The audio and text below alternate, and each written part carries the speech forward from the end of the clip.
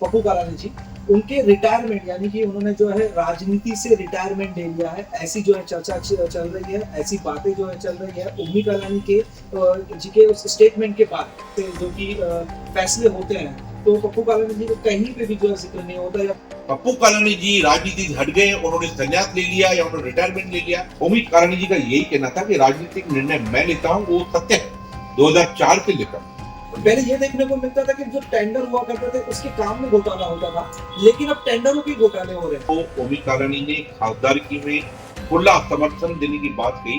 शिवसेना को जो है तीखे जवाब देते रहे, उनके विरोध में रहे, लेकिन अब जो खासदार के चुनाव आ रहे हैं उसको लेकर जो है स्टेटमेंट आया है कि उम्मीद कालानी जी द्वारा कि हम जो है समर्थन देंगे। तो उप मुख्यमंत्री का भी दौरा हुआ, नजदीकियां वहां से नजर आने लगी थी कि जो है शरद पवार की जिस तरीके से शुरू से जो भावनाएं आपकी रही है उनके साथ जुड़ी रही है, तो वहां से एक बदलाव नजर आया। तो फिर इनके कार्य की यदि आप एक तरफ से जो है विरोध करते हैं और फिर समर्थन देते हैं, तो किस तरीके से इसके ऊपर जनता विश्वास कर पाए? मैंने कहा ना कि राजनीति से परे हटके ये घोषणा है, मित्रता की घोषणा है, संबंधों की घोषणा है, एक भरपाई की घोषणा। जनरल नीतियों का जो इस्तेमाल किया जा रहा है, क्या आप उसके विरोध हैं समर्थन देने के बाद भी, या फिर ये हम माने कि उसका विरोध आप नहीं करेंगे क्योंकि आपको समर्थन करना है?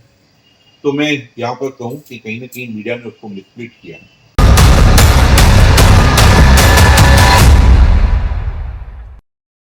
जिस तरीके से हम सभी जानते हैं कि चुनावी बिगुल बज चुका है और किसी भी वक्त जो है चुनाव की घोषणा हो सकती है, और ऐसे में हम आपको लगातार बताते आ रहे हैं शहर की परिस्थिति किस प्रकार से है, और उसी के साथ ही किस तरीके से बदलाव जो कि होते रहे हैं चुनाव के समय में, और एक बदलाव जो है इसकी शुरुआत हो भी चुकी है। ऐसे में आपने काफी चर्चा भी सुनी होगी, और जिस तरीके से जो कि समर्थनों की बात आ रही है, तो अब जो है समर्थनों का समय शुरू हो चुका है। और ऐसे में सबसे बड़ी यदि बात करें तो हाल ही में जो कि आपने खबरें भी सुनी होगी कि शिंदे गट को जो है कालानी परिवार द्वारा समर्थन दिया जाएगा, और ऐसे कई बदलाव जो है चुनाव के पहले होंगे। इसी के लेकर, इसी बातों को लेकर चर्चा करेंगे आज हमारे साथ फिर से मनोज लासी जी हैं। यहाँ पर गौर करने वाली बात यह है कि काफी महत्वपूर्ण समय भी है, चुनाव भी आ रहा है, और शहर में जिस तरीके से जो कि भ्रष्टाचार की बातें भी हो रही है, आरोप प्रति आरोप चल रहे हैं, सत्ता में रहकर भी जो है करोड़ों के घोटालों की जो है आरोप लगाए जा रहे हैं। क्या है परिस्थिति, किस प्रकार की परिस्थिति, इन सभी चीजों के साथ आज हम चर्चा करेंगे मनोज लासित जी से। लासित जी, जिस तरीके से हालात की यदि बात करें तो चुनाव भी बिल्कुल बच चुका है, किसी भी वक्त जो है घोषणा हो सकती है, खासदार के चुनाव जो है होने जाने हैं। तो इसमें जो बदलाव देखने को मिला हाल ही में, सबसे बड़ा जो कि एक स्टेटमेंट आया, पहले तो ये देखने को मिलता जिस तरीके से हर राजनीति में होता है कि जब चुनाव नहीं होता है तो एक दूसरे के साथ ही नजर आते हैं या तो एक दूसरे का विरोध करते हुए नजर आते हैं, लेकिन चुनाव आते ही नजदीकियां जो है बदल जाती है, किसको किस तरीके का समर्थन होता है। वही चीज एक बार फिर से जो है देखने को मिली कालानी परिवार द्वारा।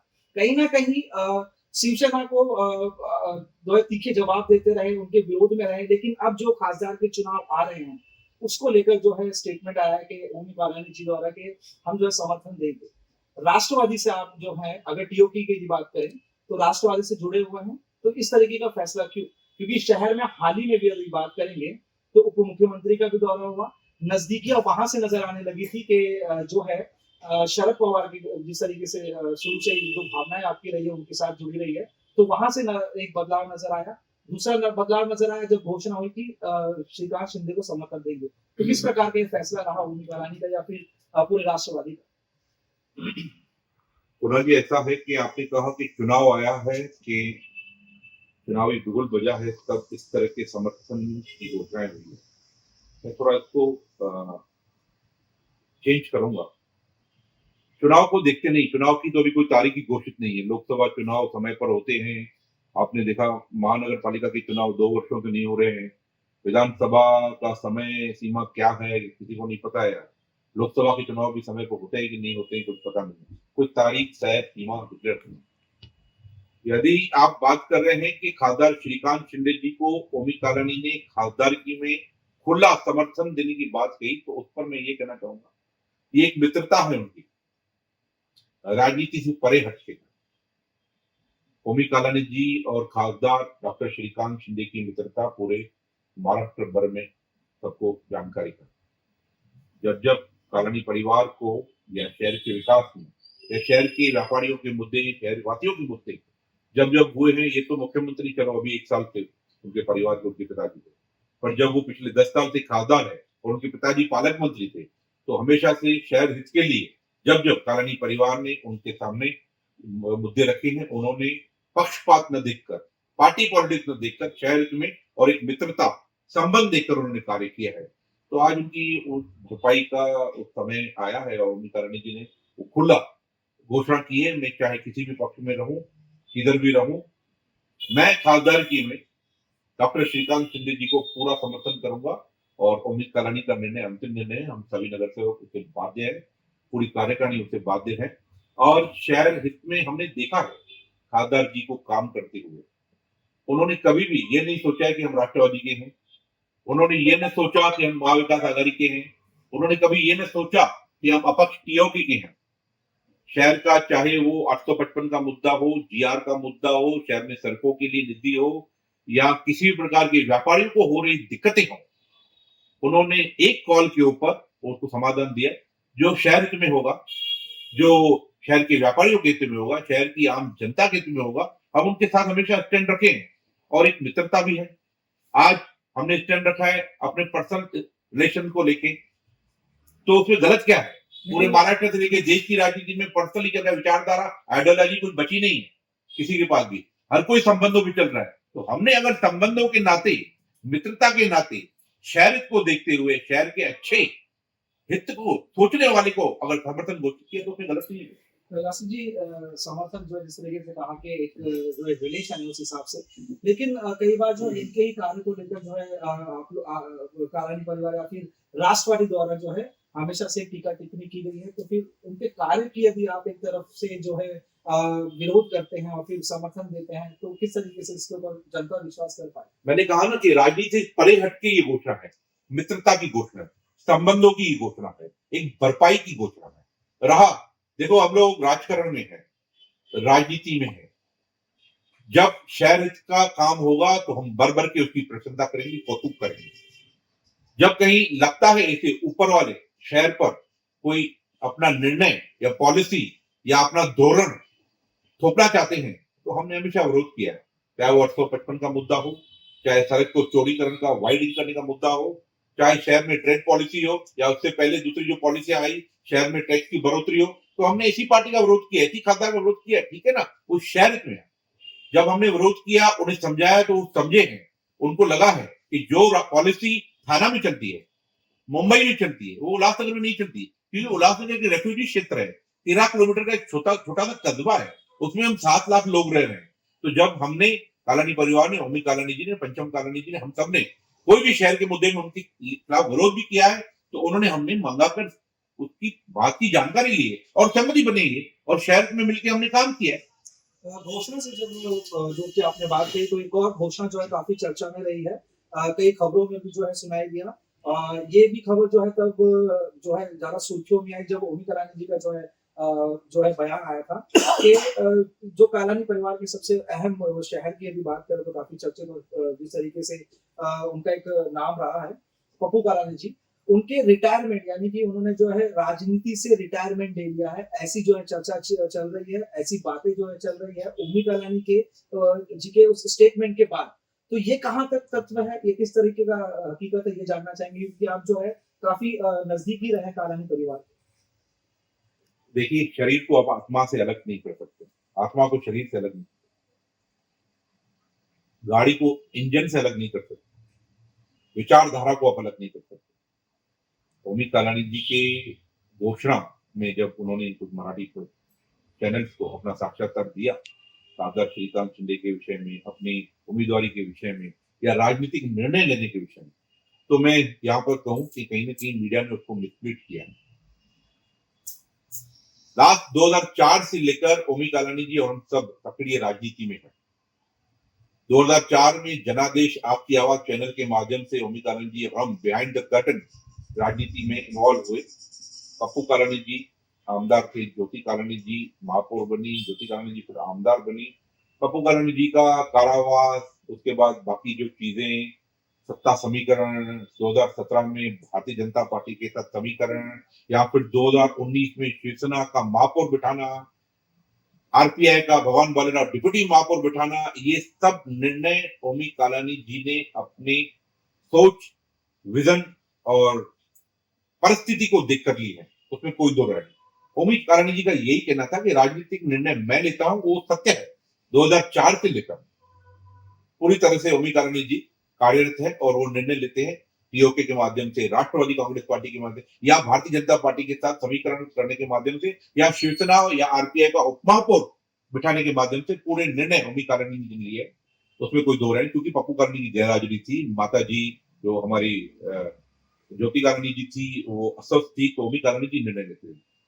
इस बात का ये अंदाजा लगाना कि उमेश कारानी जी का निर्णय मैं लेता हूं, पप्पू कालानी जी राजनीति से हट गए, उन्होंने संन्यास ले लिया या उन्होंने रिटायरमेंट ले लिया, वो बिल्कुल गलत है। उसको आप मिला नहीं सकते। पप्पू कालानी जी आज भी हमारे मार्गदर्शक है, जनता में एक बहुत बड़ी ब्रांड है जिसको लेकर हम चलते हैं। उनके किए हुए कार्य, उनके लोगों के संबंध, उनके रिलेशन, उसके वो हमारा बेस है, हमारा आधार है। चाहे उसको आप राष्ट्रवादी कहें या टीम उमेश कारानी, हमारा एक आधार है। उस आधार को, उस बेस को छोड़कर हम कभी चल ही नहीं सकते। कहीं ना कहीं मीडिया ने उसको मिसलीड किया है, पर पप्पू कालानी आज भी पूरी तरह से एक्टिव है, लोगों के बीच में है, लोगों की समस्या, उनके पर्सनल जो भी मैटर्स है उनमें पूरी तरह से एक्टिव है। लेकिन इस तरीके से जो परिस्थितियां हैं वो हमेशा जो है ऐसा लगता है कि पॉलिटिक्स से एकदम अलग हो चुके हैं। जिस तरीके से उनका जो शहर में दौरा भी देखा जाए या फिर जिस तरीके से जो कि फैसले होते हैं, तो पप्पू कालानी जी का कहीं पे भी जो है जिक्र नहीं होता, या फिर ऐसा नहीं लगता कि कहीं जिस तरीके से पहले दिखाई देता था, अगर हम कहें कि इसके पीछे जो है किसका माइंड हो सकता है या किसकी सोच हो सकती है, वैसी जो है दूर दूर तक परिस्थितियां नजर नहीं आती। तो फिर वो परिस्थितियां क्यों इस तरीके से बनी हुई है? खुल के जो है फैसले उनके सामने क्यों नहीं आ पाते, या फिर वो जो है कुछ स्टैंड क्यों नहीं ले पाते शहर के मुद्दों को खुद से लेकर? पूरी तरह से उनके मार्गदर्शन में हर कार्य किया जाता है, शहर के जब तक मुद्दों की बात है।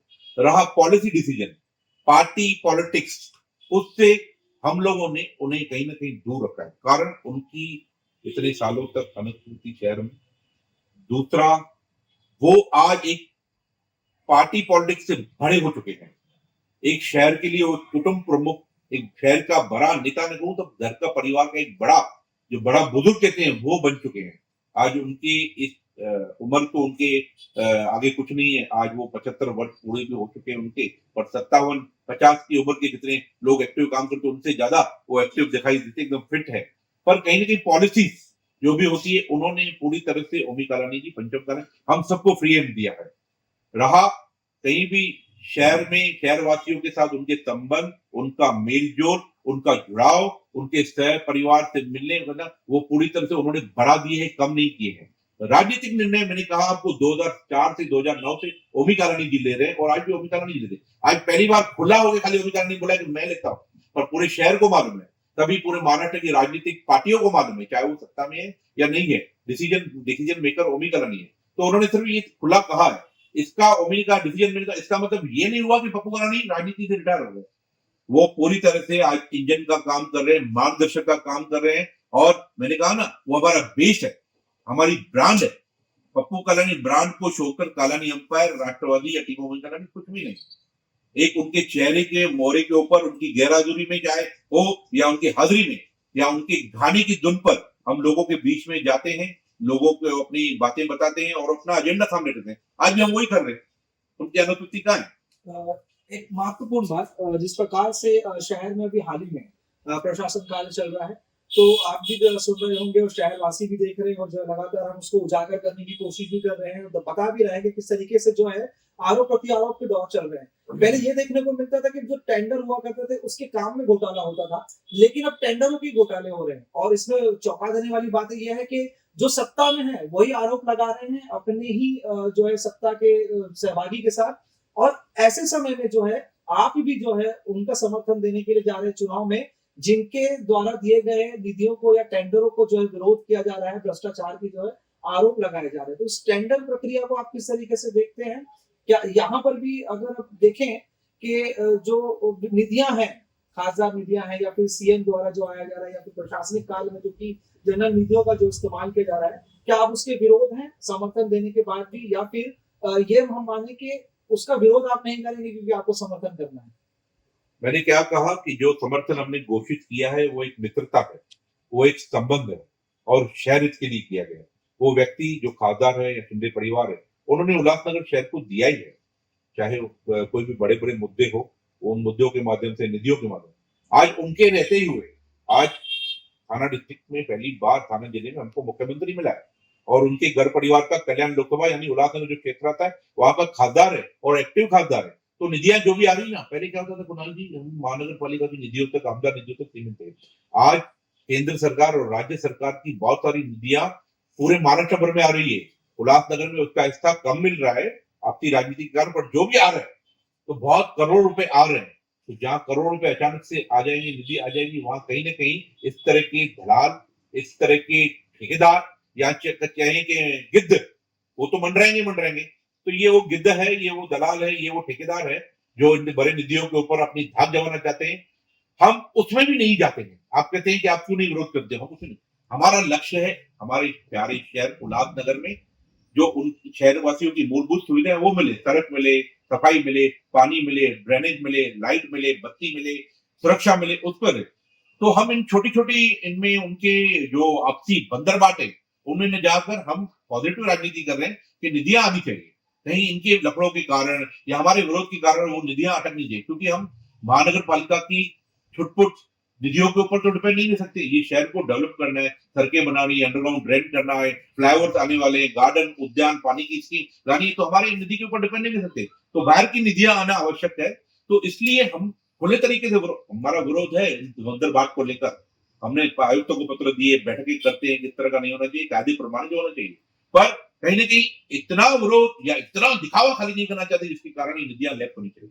हमारा इंटरेस्ट है शहर में पैसा आना चाहिए। चल छोटी मोटी आंख बंद तो घर परिवार दुकान में भी करनी पड़ती है, तो छोटी हमारी आंख बंद है, पर पूरी तरह से हम सजग दिमाग से खुले हैं।